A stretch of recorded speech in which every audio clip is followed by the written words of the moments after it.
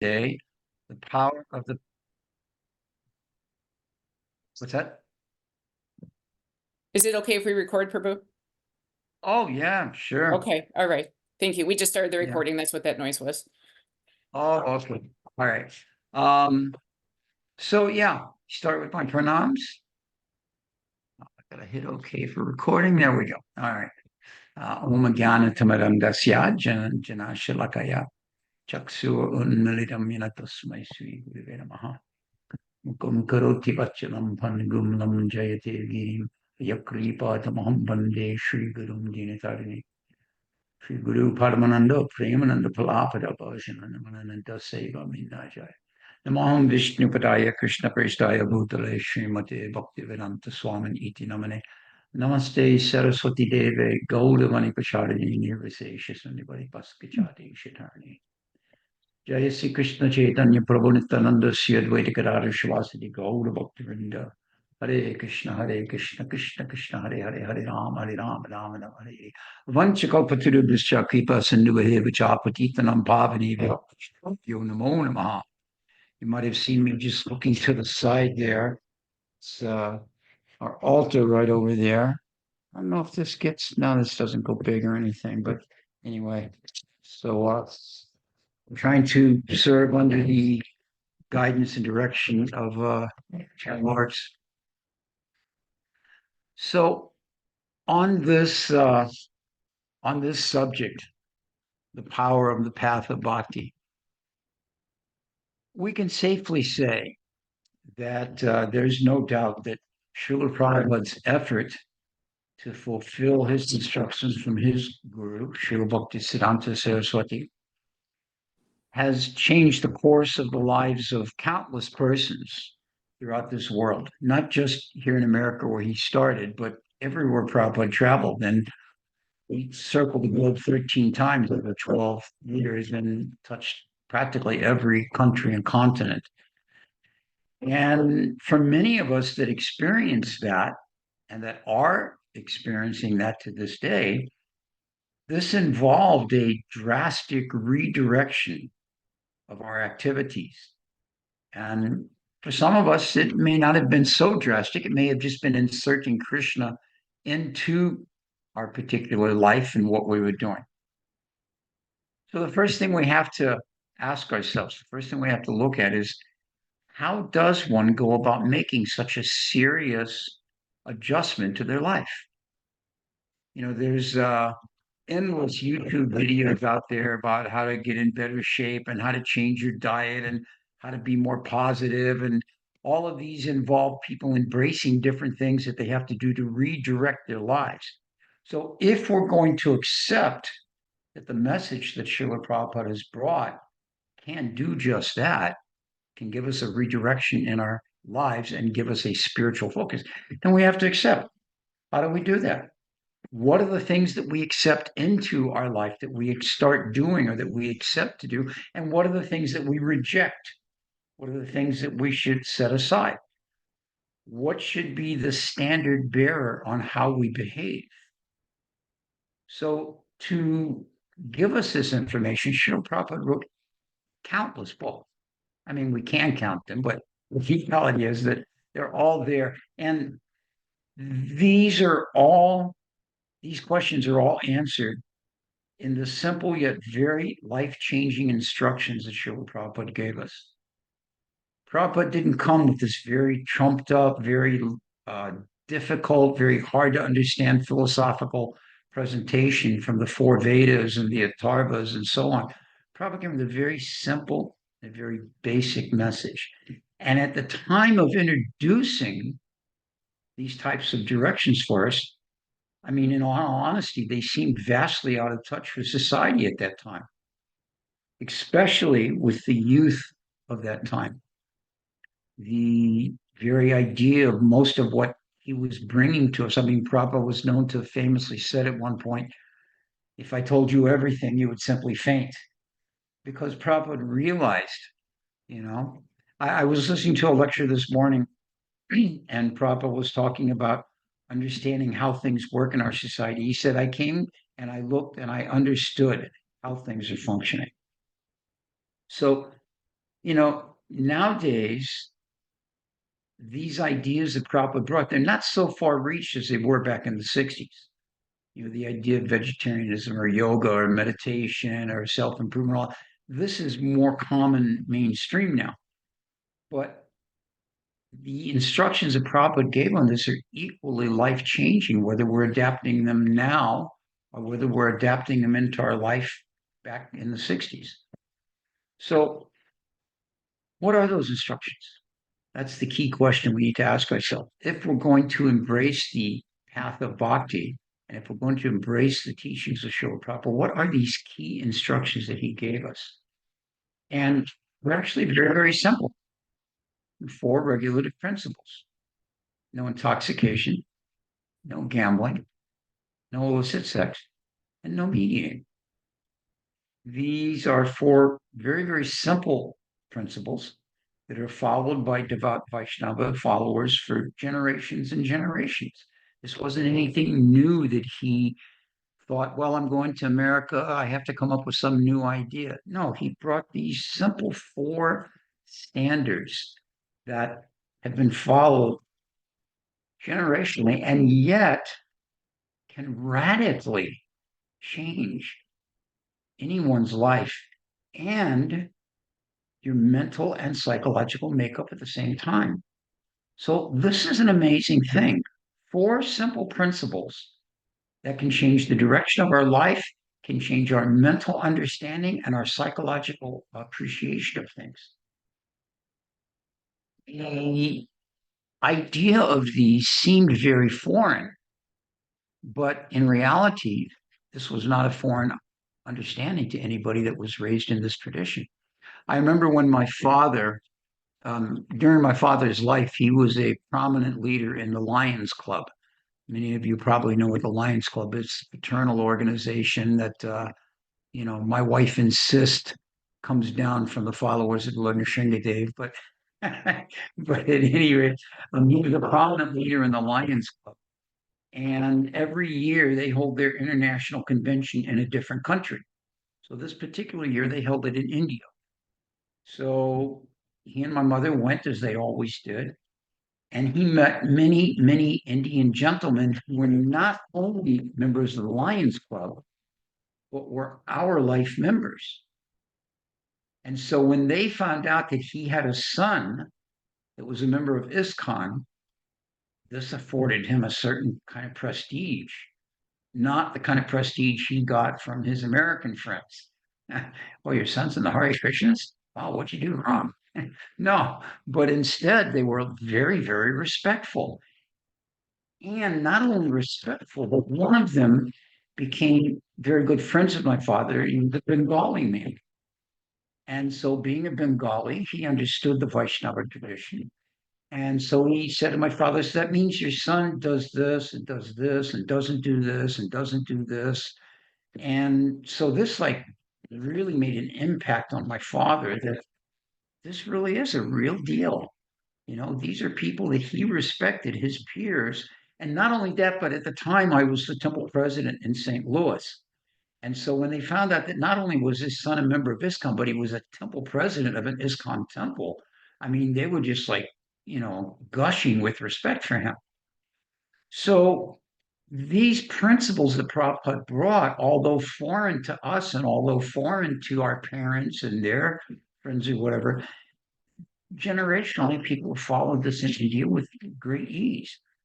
And yet, while Srila Prabhupada knew that these principles would be vastly unpopular with the Western audience, he was unwavering in their necessity. There's that famous poem he writes and that story that he tells along with this in the beginning that on the way over here, he was thinking, when I come and tell them all of these things, they're simply going to tell me to please go back home. Well, quite the contrary. The confused youth of that time embraced the teachings of Prabhupada, and it spread like that from there. So what are these 4 principles? Well, that's very simple. The slaughterhouse society of killing animals would be stopped. Prabhupada said, if we simply stop this one thing, vast change would take place in society. the mindless misdirection of an intoxicated society and all of the social ills that that brings with it would be completely redirected. The shameful, lust-driven society of pursuing sex at all costs and in all situations would be elevated to other pursuits much more worthy of their time. And the lost focus and talents and success would be properly engaged for one who gives up the cheap hope and wealth from gambling. So these four things are completely the pillars of material life. They also, the antithesis of these to restrict them, are the pillars of spiritual life. So there's a great contradiction here. And these four pillars, if Prabhupada was able to get them to be embraced and taken up, he understood that these would give new hope, would give new direction and new goals to an entire society, to an entire collective section of society, if you will, just by doing, as Prabhupada said, the effort to create first-class men and women. Because those persons that adopt these activities, and that's all of us from our birth, most of us, I see some of us in this audience probably have not had the misfortune of this misguided lifestyle. But for those of us raised in typical American culture, these four pillars were embraced from our birth. And so giving these up would allow the development of being first-class men and women, being able to be exemplary in that way. And yet, these four principles, they go much further than that. They go much further than just being able to cure the ills of our modern society. They also can create a very solid and very psychologically sound individual because they help us develop good qualities by observing these restraints. The qualities that are brought about by following these regulative principles are respectable. By restraining from meat eating, one develops the quality of compassion. By restraining from intoxication, one develops the quality of self-control. By restraining from illicit sex, one develops the quality of cleanliness. And by restraining from gambling, one develops the quality of truthfulness. So these four individual qualities, they are qualities that would benefit anyone, aside from any religious tradition or spiritual following. Just in ordinary mundane society, they have someone that's compassionate, self-controlled, clean, and truthful. These are admirable qualities for a person to develop, for a person to have individually, socially, and spiritually. They're applicable in each of those situations. So these are qualities that if we find in someone that we meet, we would appreciate them and would probably be motivated to keep the association of that person so we could develop those qualities in our own lives. So this is a secondary aspect that's beneficial on the path of bhakti, not only improving ourselves spiritually, but being a sound example for the rest of society. Having a society that's well balanced, socially minded, compassionate, a collection of men and women thinking like this can actually change the entire society itself. I mean, we've seen just in the course of 50, 60 years, those of us that have seriously taken to this Krishna consciousness, we've seen the ideas that were quite unusual at the time, vegetarian diet, giving up intoxication, giving up gambling, all of these different things, they've become quite popular in common society. The idea of chanting mantras, the idea of performing yoga, the idea of engaging in devotion, all of these things have become more and more accepted in society over the course of time because the practitioner of these principles develops these social qualities that are beneficial as well. So this is a very essential understanding about the impact the path of bhakti can have, not only on the spiritual community, but on the greater material community. And these principles, they're not new, as I mentioned. They're broadly described in the Mahabharata. They're described in the Bhagavad Gita itself. From the Mahabharata, we have this verse, Dharmascha satyam cha damastapascha amat sharam prisha tatikshashuya yajas chidanam cha driti shutam cha vritani vaidvadasa brahmanasya. A brahmana must be perfectly religious. Prabhupada was fond of saying the quote that Caesar's wife must be above question. A brahmana must be perfectly religious. He must be truthful and must be able to control the senses. He must execute severe austerities and must be detached, humble, and tolerant. A brahmana must not envy anyone and must be expert in performing sacrifices and giving whatever is available in charity. A brahmana must be fixed in devotional service and expert in the knowledge of the Vedas. This is from the Mahabharata itself, but within the Mahabharata itself, these 12 qualities being described of a brahmana are more pointedly expressed in the Bhagavad Gita. It's in the 18th chapter, verse 42. Samodamastapasocham, shantir arvajam evacha, jnanam vijnanam ashtikya, brahma karma subhavajam. Anyone that listens to Prabhupada's lectures knows this verse. He chants it, quotes it many, many, many times.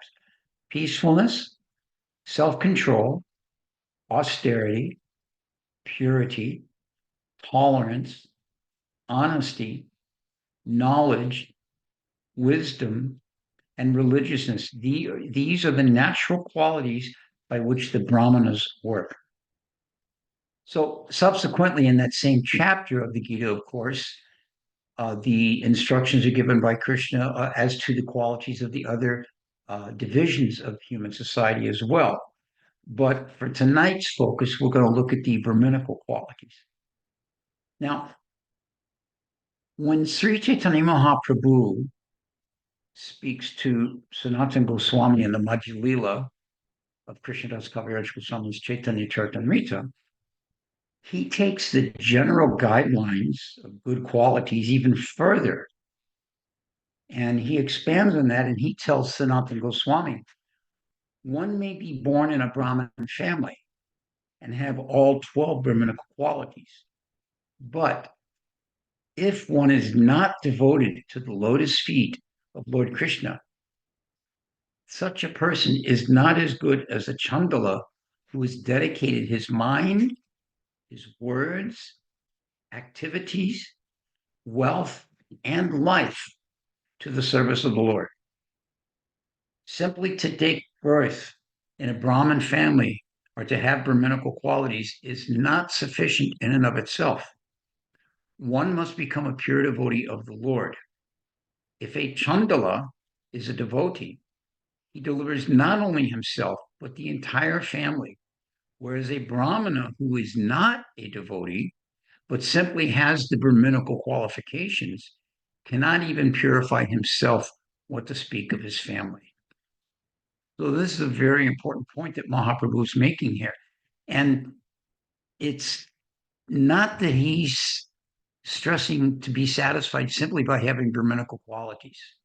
Brahminical qualities may be there, but alone by themselves, they're insufficient to take one back to Godhead. One has to develop the true quality of serving Krishna, the Supreme Personality of Godhead. Now, it's interesting as a side note, excuse me.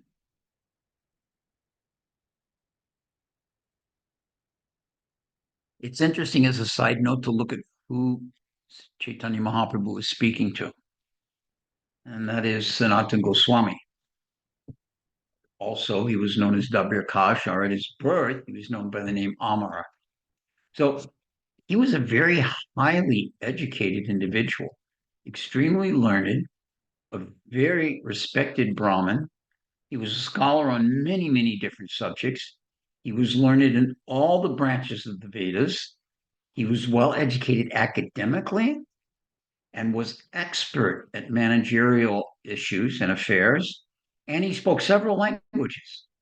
Well, this is a very high qualified individual. Yet, when he approached Sri Chaitanya Mahaprabhu, he presented himself as a fool, not even knowing what his own true identity was. Thus, the famous question he presented to Chaitanya, Kayami, who am I? Now, generally, if someone doesn't know who they are, we understand them either to be very foolish or maybe some mental disability is there. They're not able to identify like that. There's that famous joke for those of you that may be in the service industry or in the retail industry. A customer comes in and is very, very dissatisfied with the business person, is demanding service to their expectations, demanding to have things done the way they want. And they call out in a very challenging voice, "Don't you know who I am?" And the response is, well, no, but if you need, we can make an announcement and ask if someone else knows who you are, if you've forgotten. Now, generally, if you're at the service counter and that's your response, it's not going to go over too well.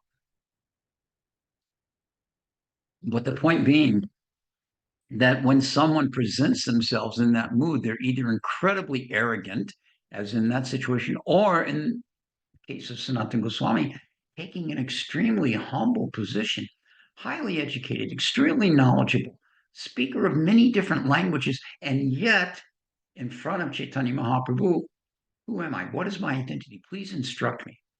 So this was the mood that Sanatana Goswami adopted. And it's to be seen and understood as an extreme case of humility and humility before the correct person. It does no good to present ourselves as humble in the presence of someone that's not going to be appreciative of it or understand it.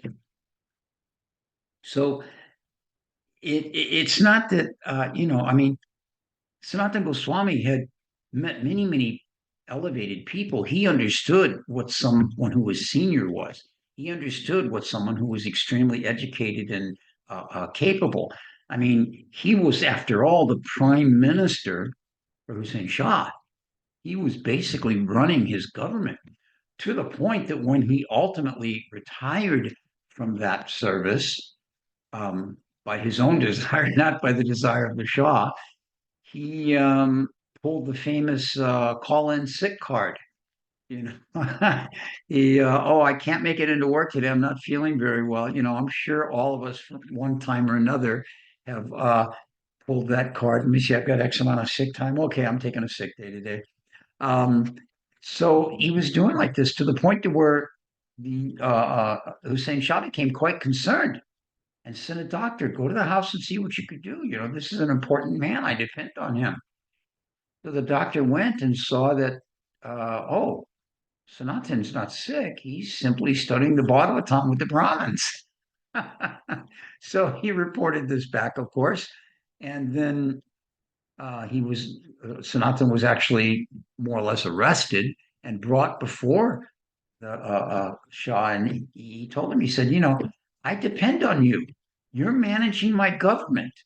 I have to go off and conquer lands. I require you to be here.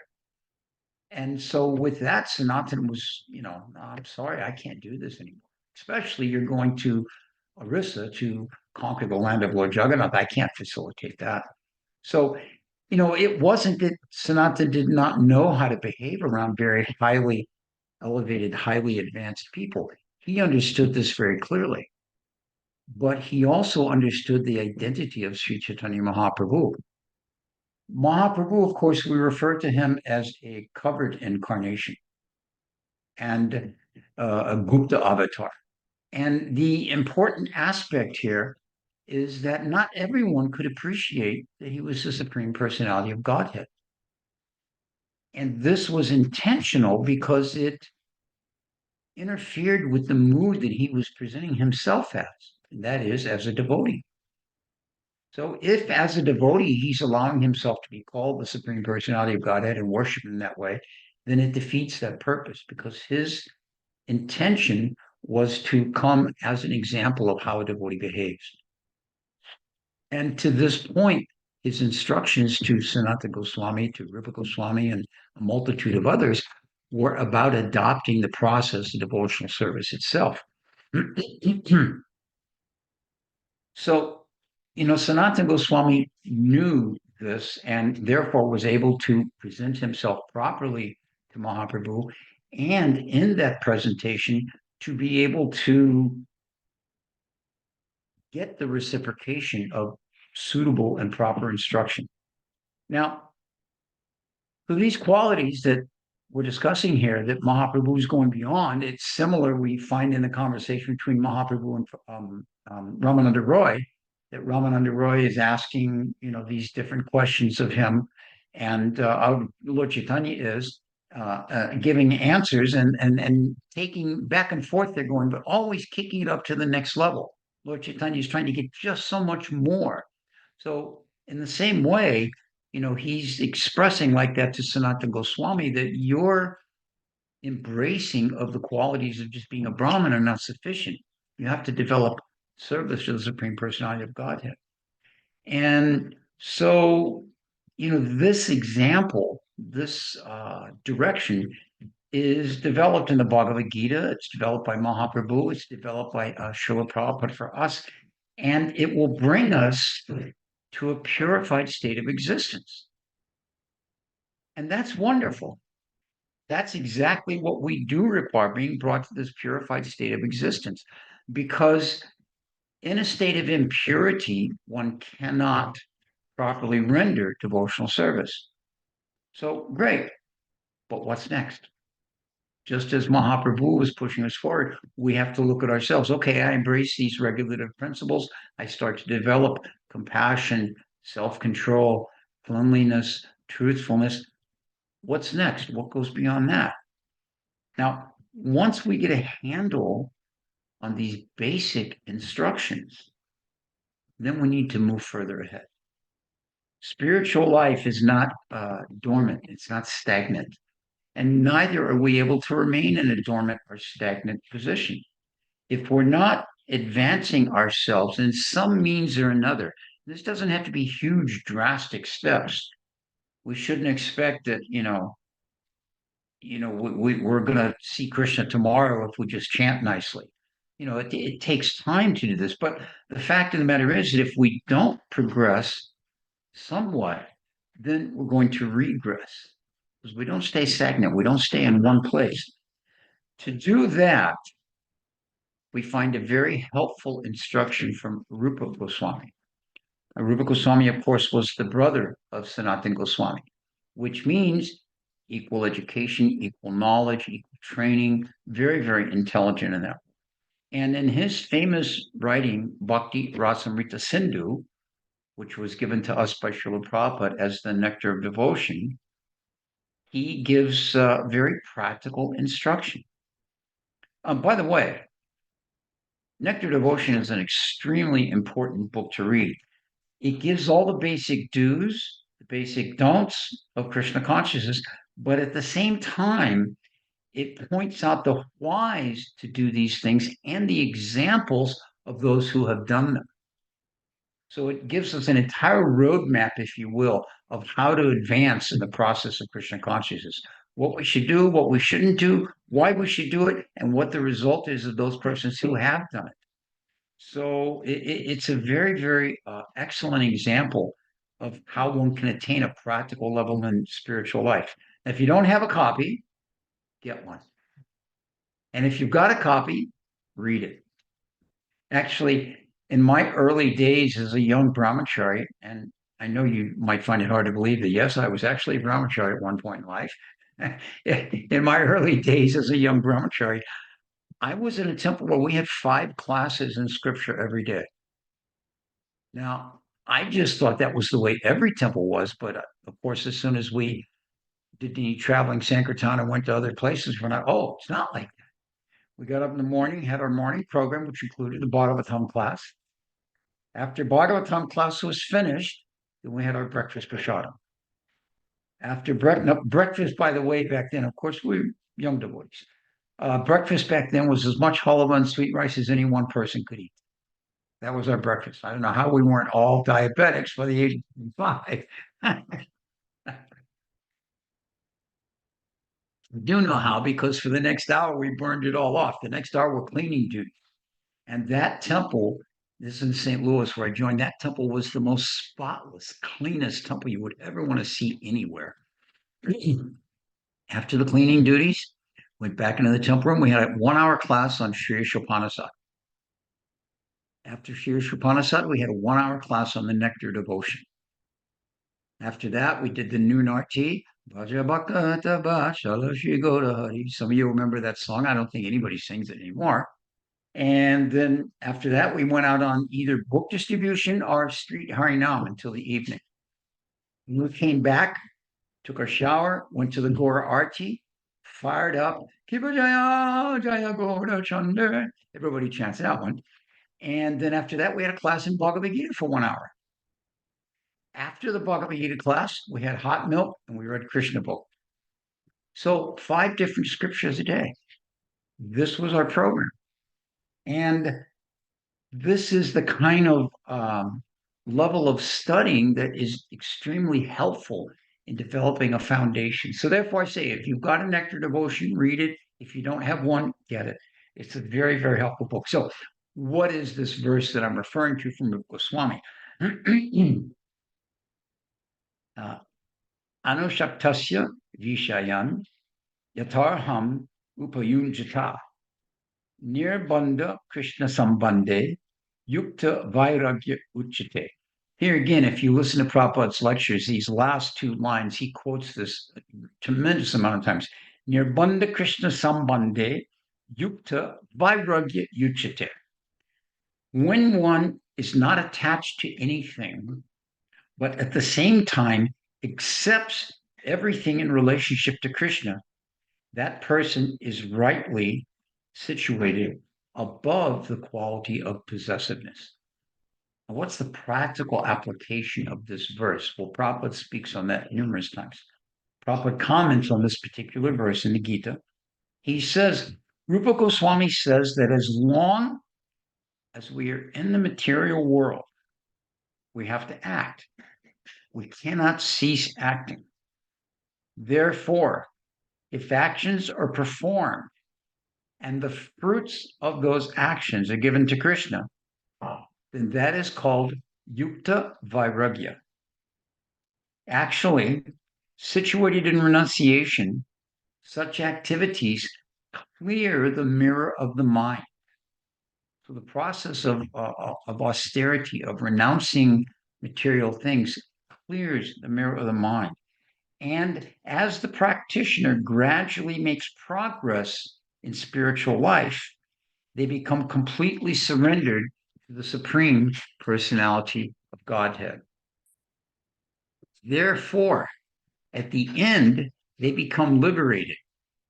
Now, Prabhupada makes a very important distinction here. And this liberation is also specified. By this liberation, Rupa Goswami does not mean to become one with the Brahmajyoti, but rather that one enters into the planet of the Supreme Personality of Godhead. It is clearly mentioned in the Bhagavad Gita, 6th chapter, 10th verse, Mam Upaisyashi, he comes to me, back to home, back to Godhead. So this is the very clear principle that Rupa Goswami is giving us. We've accepted the regulative principles. We've developed good qualities, both spiritually and materially. Now, what do? We have to look at what activities are going to be embraced and what activities are going to be rejected. And the standard for how we do that is what will help us to become Krishna conscious. Because by that, we can then count on going back to home, back to God. So, we've got 2 steps here. What's the 3rd step? How do we apply this do everything for Krishna idea to our individual lives? Now, in our ISKCON, we sometimes see or sometimes have seen in the past immature unrealized so-called devotees that engage in all kinds of activities, sometimes even criminal, and say, oh, but Prabhu, it's for Krishna. So this is not what Rupa Goswami means. This is not what Srila Prabhupada is indicating to us. Accepting everything favorable and rejecting everything unfavorable means acting as a first-class human being, free from vice, free from faults, free from bad habits. Now, Srila Prabhupada also, he says on several lectures, but it's one particular lecture I was listening to, he mentions how we should examine ourselves to see how we're advancing in Krishna consciousness. Now, this isn't done from a point of view of, oh, whoa, look at me, I'm such a fallen devotee. There's that famous morning walk where one devotee is with Prabhupada and he says to Prabhupada, oh, Prabhupada, I'm so fallen, I'm the most fallen devotee. Prabhupada looks at him and retorts, you're not the most anything. So it's just another form of false ego. Oh, I'm the most advanced, oh, I'm the most fallen, oh, I'm the most knowledgeable, oh, I'm the biggest, whatever. We're not the most anything. We're just who we are executing our devotional service. So this idea of being free from vice, being free from faults, being free from bad habits, this is something we can examine ourselves for. This is something we can look at ourselves and try and understand. Where do I stand in this process? What am I making advancement on? I have a friend that is a very good friend, very solid devotee, quite into sports. And I don't mean playing sports, I mean watching sports. I mean, really super into it and knows all the games and all the names and all the players and all this, that, and the other and all. And I asked him the other day something about, some sports thing I saw in the news or something. And he said to me, he said, oh, I haven't watched any sports in a year and a half now. And I was like amazed. I was like, Prabhu, you're making such a nice advancement. So, these type of things, they're little things, but we can examine how much am I holding on to those things that are keeping me from advancing. And we know what they are individually.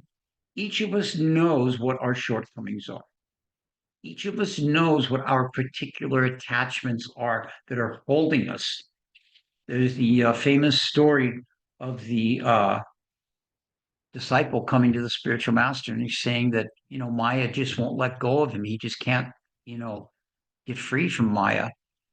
And the spiritual master just kind of, listens to what he says. And so the next time the disciple comes, the spiritual master is embracing a tree and hollering at the tree, let go of me, let go of me.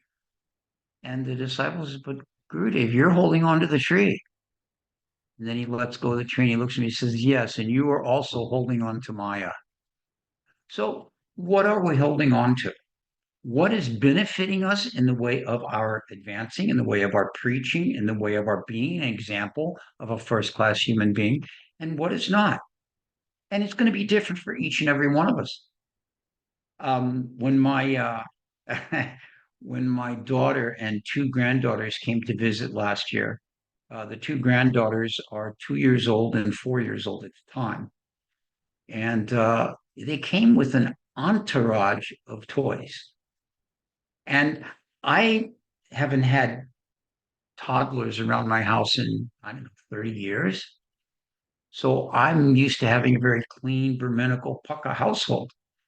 And now all of a sudden, here I have these two little girls, and there's toys everywhere, toys underfoot, toys in the couch cushion, toys when you sit down at the table, toys. and but that's to be expected. This is what children do. So everyone's going to be in a different situation in their life as far as what they can and should embrace or let go in the pursuit of their advancing in spiritual life. It's not a cookie cutter process. We shouldn't think that here's how you be Krishna conscious. Everybody just does this and we go, oh. Now, this may have been practical back in the days where everyone lived in an ashram and we all did the exact same thing. But we're older now or come to Krishna consciousness as families, or we're pursuing Krishna consciousness as families. So these things have to be practical. So Prabhupada always encouraged us that being Krishna conscious doesn't mean we have to give up anything. It means we just insert Krishna. And this is understood that by doing this, we become a civilized, well-behaved member of society on the path of going back to home, back to Godhead. So how do we understand it then? It's actually very simple. If one is a bricklayer, one builds temples for Krishna. One is a lawyer, one defends the devotees of Krishna. If one is a manager, one manages projects for Krishna. If one is a teacher, one teaches for Krishna. If one is in sales, one sells for Krishna. If one is a parent, one raises their children for Krishna. In other words, we do whatever it is that we're doing, we just put Krishna in the middle. Now, this doesn't mean giving up your job, giving up your responsibilities, just living in an ashram and doing that kind of service that you're inclined to already. It simply means that we live in such a way that we're always remembering Krishna. We never forget him. There's a famous place in Vrindavan, Raval, Raval, and it's the pastimes of Radharani. And so I'm at work at Lowe's where I work, and I'm in the back in the receiving area, and I see this huge box up on a shelf, and it has the customer's name on it, Raval, Raval. So immediately, I think of Radharani's birthplace, of the pastimes there. Now, this isn't because I'm any kind of a gifted devotee, but it's because being a devotee for X amount of time, one begins to think in terms of seeing Krishna everywhere, always remembering Krishna and never forgetting him. This means that we have to train ourselves, that we have to live in such a way that the standard bearer of what we're doing is to always remember Krishna. Find a way to work Krishna into everything. Practical daily example. Many of you work in a scenario where you're at a computer, either in a business environment or in home, and you have to have a password for that computer. Now, in most business environments, you're given a password or you make your own password, and then every 3 or 4 months, that password rotates. Now, equally awkward in that situation is that a lot of times when you put the password in and you're instructed, you can't use the last 4 passwords you've used. Comedians do whole routines on this whole thing of passwords, but this is a genuine situation. So you've got to come up with a way to how you're going to remember what passwords you've got, but you've got to change it, but you can't use the one you already used. So I came up with a great idea. Do parikram of Govardhan Hill. Start at one place, say Radhakund. So your password includes Radhakund. And then when you have to change it the next month, okay, now you go to Shamakund. Okay, from there you go to whatever place, to Chakaleshwar Mahadev.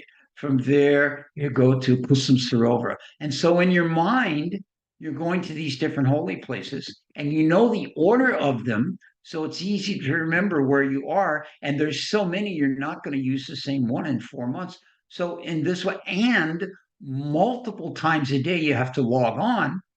So you're guaranteed every time you log onto this computer to remember Supreme Personality of Godhead. And now my company has added an additional thing. At the end of your password, you have to use a special symbol, one of the symbols they have on the keyboard. So I use an exclamation point, and I use it after 1008, which is after Radhakund. So 1008 Dandabats is the exclamation point around Radhakund. So in this way, we trick ourselves into having to somehow or another come back around to Krishna in everything that we do. This is remembering Krishna and never forgetting him. So whatever the situation is, we have to figure out how to work that out. Specialized license plates on cars. Devotees are great for this. Matter of fact, when you get a car, if you go to the DMV and you happen to be in a big devotee community, you're going to have a hard time getting a license plate with Krishna in any form on it.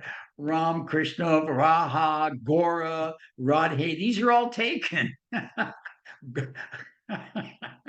So you have to come up with some way like that. So devotees are expert at this. I remember sitting at the stoplight here in Alachua. It's one of they say, "Tell me you live in New York without telling me you live in New York," right?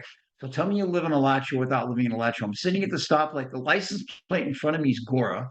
The one to the right of me is Radhe, and the one by like that. So in this way, devotees are always trying to do whatever they can to remember Krishna. And this is the example that helps us to become an example to others. And even in our public situations, even in our workplace, it means behaving in such a way that we're noted for certain qualities. There's a devotee in our community. He's very big in real estate and engages with all the different political leaders and all. And they humorously call him the bishop. And whenever he comes in to the room or something, the guys will say, "Okay, clean your language up. The bishop's here." So they understand that here's a person who has a higher moral standard than we do, and we have to behave in a certain way. And they know, of course, that he's a Hare Krishna. So, in the same way, we have to live our life practically, live our life responsibly, doing what's necessary to raise our family, to provide for our family, to take care of our home, to give donations to the temple, to support devotees.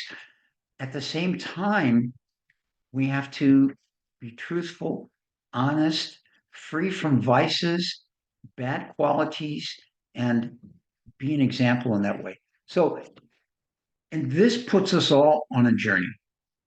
Doesn't matter if you've been on the journey for 5 days, for 5 months, for 5 years, for 50 years.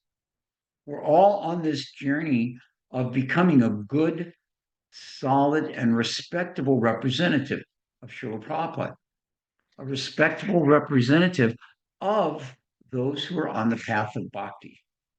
And the development of these qualities, this is where the power of bhakti is in our benefit.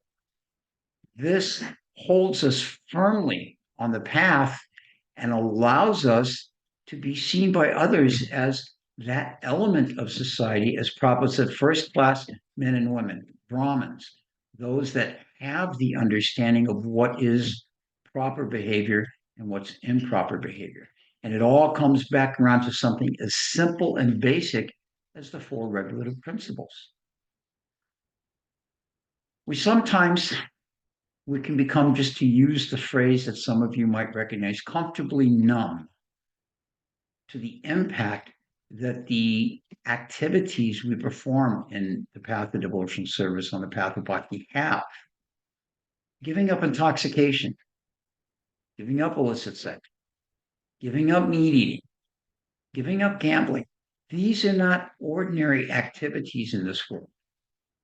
Likewise, following Ekadasi, fasting on the various days, observing the different festivities and festivals and things like that, that those who are not on the path of bhakti can only imagine.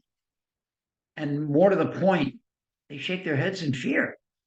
Prabhupada speaks like this, that if they're very fearful of the Hare Krishnas becoming very prominent, because they know that our lifestyle will change everything they do. I was in the break room, the lunchroom one day, and there was a conversation going on about nefarious foods, which we won't mention. And one of the guys said across the room, he said, but you're a vegetarian over there, aren't you, Chaz? That's the name I go by. You're a vegetarian, aren't you? I said, yeah, I've been a vegetarian since I was 17. And one of the younger, shall I say, not as sharp-witted individuals said to me, "A vegetarian? Well, what do you eat? Lettuce?" And I said, "Well, yes, but as a vegetarian, you eat everything that's not meat, fish, and eggs. So the individual repeated again, yeah, that's lettuce. And then you suddenly realize that these people have no genuine understanding of really how to live a human life. They really just don't, the things that we do that we take for granted, that we commonly pursue, are completely foreign to them. Donuts, huge thing. I think I speak for everybody when I say how much we all love donuts and how much most of the donuts we really can't eat. And it's a big thing. Bring donuts into the break room for the crew, bring 2 or 3 boxes, and they've all got eggs in them. You don't eat donuts, Chess? Well, they've got eggs. I don't eat eggs. Well, what's wrong with eggs? Then you get into this whole kind. So I came up with a phrase that I simply say to them: I'm so kosher, I make Jews blush. So, you know, they can kind of relate to that. But what I'm saying, the point I'm making here is that things that we, after being on the path of bhakti for some time, take for granted, things that we just accept are what we all do. If you meet a devotee, you don't need to question, well, what do you practice? We all know that we're on the same path. We're all practicing the same principles. We're all embracing the same direction. Whereas those that are not, this is just a completely foreign idea. So we kind of take for granted these things sometimes. But we should be very grateful. We should be very focused that these activities are what help to place us on the path that Lord Chaitanya is talking about, not only in developing good Brahminical qualities, but in taking those Brahminical qualities and moving to the next level, being devotees of Krishna. And as a result of being devotees of Krishna, rejecting that which doesn't assist us in becoming Krishna conscious, embracing that which does, and being guaranteed by that thought process of going back to home, back to Godhead.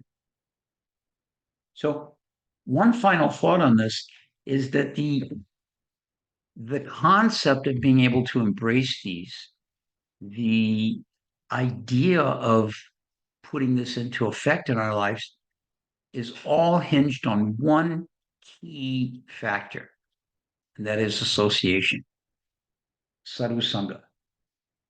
In our previous ages, the sages, they all lived in the forest together and jointly practiced their devotional activities. In the earlier days of ISKCON, we all lived in temple-based ashrams, and everybody had the same lifestyle, the same activities, the same schedule, so to speak. But nowadays, the Sangha is actually as easy as having an internet connection. I mean, I'm sitting here in one end of the country, you're in the completely other northern part of the country, and yet here we are being able to jointly together discuss these principles of devotional life. This is the real benefit of the age of Kali. In the Srimad Bhagavatam, the age of Kali is really given its due bad rap. There are so many misfortunes in this age. But one advantage that we have is the easy access to association. All we have to do is log on to YouTube, and we can have lectures and classes and discussions on devotional topics by any wide range of devotees. I was explaining the other day, I was speaking in Salt Lake City where I was visiting, and this little thing right here, tiny, tiny little thing, every single one of Srila Prabhupada's books is in here. Every single one of Srila Prabhupada's lectures is here. All of Prabhupada's kirtans, what to speak of the kirtans of endless other kirtaniers throughout our world.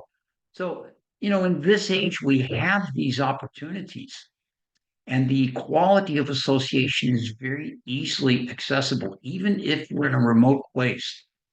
And you don't get any more remote than Gainesville. That's what Prabhupada said. Prabhupada was here in the early 1970s, I think 1970 itself. And he said, I'm sitting here in this place far, far removed from Sridham Mayapur in this remote corner of the world. And of course, now it's not such a remote corner of the world. We've got almost 2,000 devotees here. But if you're in a situation where there is a very small collective of Vaishnavas. That Sangha is important because it's the physical Sangha, but then there is the, to call it the internet Sangha, association of devotees through YouTube, through lectures, through kirtans, through melas, programs that we can easily access. And these are the things which will help keep us solid, which will help keep us connected. This is the type of association we get in this day and age. So, three final thoughts to keep in mind here: hear, read, and practice. Hearing from as many sources as we can, from the books, from lectures, from a wide range of devotees that are respected speakers. Reading, same thing, reading either the physical book. I see the one Prabhu there's got this massive bookshelf behind him, just filled with so many wonderful books there.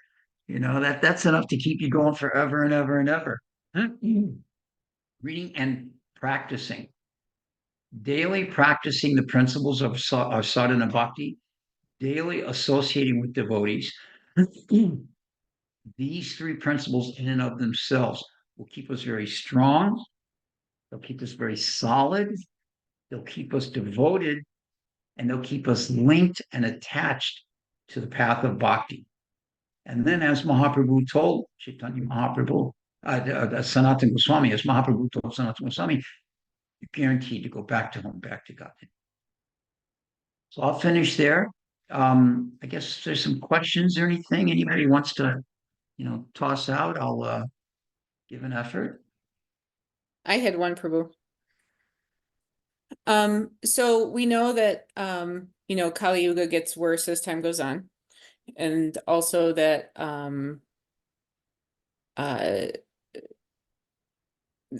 I lost my train of thought. But anyway, we know that. But then so when we're talking about how vegetarianism and yoga and things like that, how they are actually becoming more popular, is that, I mean, obviously it's not possible that Kali Yuga is improving. So I guess how do we explain that there's a higher consciousness like kind of spreading, even though Kali Yuga is getting worse? Well, there are two things to keep in mind. There's another 400,000 years Kali Yuga. Sure. I mean, this So, is just like a speck, right? Yeah. right, it's going to get really bad towards the end, but we're at the beginning of it. Plus, this is referred to as the golden age of Kali Yuga. These 10,000 years that we're just at the beginning of, as Krishna consciousness spreads, as the path of devotional practice it becomes more common. So yes, Kali Yuga gets really bad, and we don't want to be around for it.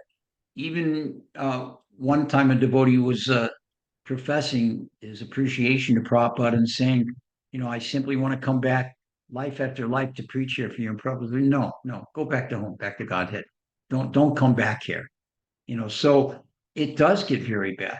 And in several lectures, Prabhupada has noted how bad it gets. The 12th canto of the Bhagavatam is very specific how bad it gets. But in reality, we're at a point right now where there's a break, so to speak, in the progression.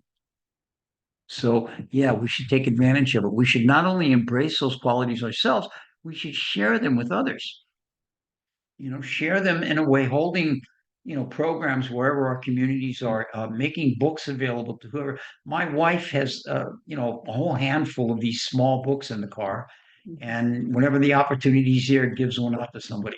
She's known as the flower lady because she's constantly taking Mahaprasadam flower garlands from the deities whenever she goes shopping and giving them to all the patrons. We were in the same store. It was Trader Joe's one time. We were in the Trader Joe's store and we lost track of each other. I didn't know where she was, somewhere in the store. I didn't know where. And I saw an employee turn around the corner, and one of the girls, she had a garland on her ear. I said, "Oh, you just saw my wife. Where is she?" So, sharing Krishna consciousness in that way, we should do whatever we can to foster it, because Kali Yuga will present itself soon enough, and we don't want to be here for it. So, yeah. Okay, thank you. Other questions? Hare Krishna, Chaturatma das Prabhu. I can tell you I have not missed this Zoom format, especially since we were online for over 2 years here in Cleveland, Yatra, but I have missed you, and I'm really looking forward to having your association Sadhu-sangha in a couple weeks. Um, and I wanted to thank you for such a simple yet poignant lecture because I feel like, especially lately, the older I've gotten, I feel like these different lives that we lead, like, our work and our family life and, you know, taking on uh, responsibilities within our own congregations and still trying to be a rock star. Like these things are like, oh, they're kind of like, they really start to compete with themselves.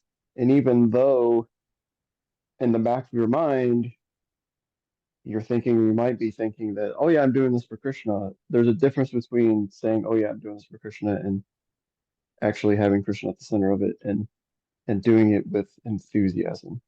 And you're always uh, a reminder and an inspiration to practice Krishna consciousness with enthusiasm. I'm always grateful for that in your association. So thank you very much. Thank you. It's that's the interesting thing is that being Krishna conscious is just simply that easy, putting Krishna in the middle, whatever we're doing, you know? And so we really don't face an obstacle. The only obstacle, what is it Bhattacharya said recently? It's a wonderful quote from a class. He said, we're convinced we're not this body. We're not so sure we're not the mind. And that's where the trouble begins. So, it's such a practical point. Okay, I'm not this body, great. But, I might be the mind, because the mind is the one that gets us into all these adventures and troubles and everything like that. So, yeah. And as far as the whole Zoom thing, I don't think Zoom would be where it is if it wasn't for the Hare Krishna devotees. I think we used it more during the pandemic time than any. I never heard of Zoom before the pandemic times. And then all of a sudden, oh yeah, you're gonna have a meeting. You gotta learn how to do Zoom. And I mean, now it's just like it's a common thing. You have hundreds of devotees sometimes on a Zoom conference, Zoom Vyas pujas, Zoom board meetings for, different devotee groups. And also, yeah, it's just another way of yukta vairagya, of using something in the service of Krishna and it not being a detriment because it gives so much more exposure. And, personally, I'm grateful for Zoom because I mean, I've been able to lecture in corners of the world that I'll never get to travel to. I have a lecture on Zoom tomorrow with West Africa.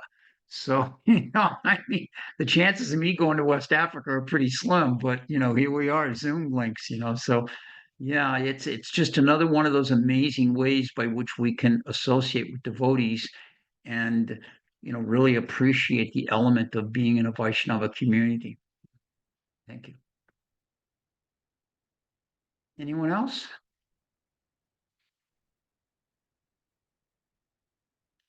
Shall we wrap it up? I think Mother Ishpanishad, did you want to say something, Mata? Jai, Hare Krishna. Sure. I wanted to ask, first of all, thank you for the wonderful, enthusiastic lecture. And I wanted to also ask, how did you find Krishna? Where were you at? How old were you? What were you doing? It's funny you say that because just the other day I was with somebody that I found Krishna with, a devotee in this community. Mhm. I was, let me see, I was about 20, maybe 19, and living in a commune in St. Louis, out in the suburbs. It was not really in the suburbs. At that time, it was out in the country. And there were 11 of us in that commune. 9 of us from that commune became devotees. Hmm. 7 are still practicing, and 5 are associated with us here in the electrical community. So it was kind of like a last burning ground for our last connections with the material world. And we had a Panchatattva altar in the commune and a Tulsi plant. And of course, we had a few other things that may not have been as beneficial to Tulsi being the atmosphere, but it was the times. And one by one, the different members of the commune just understood it's time to surrender, and they went down and joined the temple, and we never saw them again. Now, of course, we go to the temple from time to time, but and my time came along, and my whole thought process was, well, I'm going to go to India and I'm going to find a guru. I had been into yoga and mysticism and spiritual life for a while, and it was like, okay, I'm going to India and find a guru. And then it became like, there's probably a guru here in America. I should just, and then it became like, all right, just surrender and go move into the temple, live in the ashram. And it was literally like that. Now, the interesting thing, and I was 21. I moved in the day after Gaur Purnima, my 21st birthday. And the interesting thing is that everybody from the commune ahead of me that had moved in were very scholarly. They'd studied Bhagavad Gita. They knew so many things. They'd read the Krishna book, and they really knew stuff. Particularly two of the men that joined were just really, really intelligent on the philosophy. I'd never read anything. I knew what the Bhagavad Gita was. I'd never read it, hadn't studied it, but I just knew that this is what I'm supposed to do with my life. Well, everybody I know has done it. I'm convinced this is the way I'm supposed to live. And so when I knocked on the front door, oh, another guy from the commune, great, come on in. And then my temple president told me sometime later, he said, if I'd have known when you came down knocking that you knew as little as you did, I wouldn't have let you move right in. I just assumed you were like everybody else. But with those 5 classes a day, I picked up the pace pretty quickly. Haribol, Hare Krishna.